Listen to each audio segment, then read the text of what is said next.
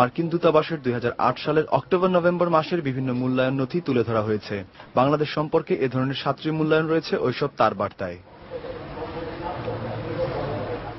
ঢাকার মার্কিন দূতাবাস থেকে যুক্তরাষ্ট্রে পাঠানো একটি তার বার্তায় আছে, গত তত্ত্বাবধায়ক সরকারের আমলে দেশের প্রধান দুই দলের নেতা শেখ হাসিনা এবং বেগম খালেদা জিয়াকে রাজনীতি থেকে দূরে সরিয়ে রাখার চেষ্টা হচ্ছে, কিন্তু বাংলাদেশের জনগণ দুই নেত্রীকে নির্বাচনে প্রতিদ্বন্দ্বিতা করতে দেখতে চায়। এমনকি কোনো কারণে নির্বাচন বানচাল হলে সাধারণ মানুষ তা মেনে নেবে না বলেও উল্লেখ করা হয়।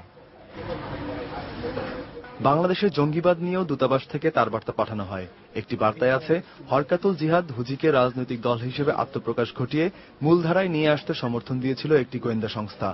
আরেক নথিতে বাংলাদেশে অবস্থিত মার্কিন স্থাপনায় হামলার হুমকির কথাও রয়েছে। আরেক তার বার্তায় আছে, কুয়েত ভিত্তিক একটি দাতব্য সংস্থা থেকে জঙ্গিদের অর্থায়নের ব্যাপারে বাংলাদেশের তদন্তে আস্থা রাখতে পারেনি যুক্তরাষ্ট্র। এ ব্যাপারে মার্কিন বিশেষ দূত রিচার্ড হলব্রুকও হস্তক্ষেপ করেন বলে উল্লেখ করা হয়। অপূর্ব স্ট্যানলি গমেজ, চ্যানেল আই।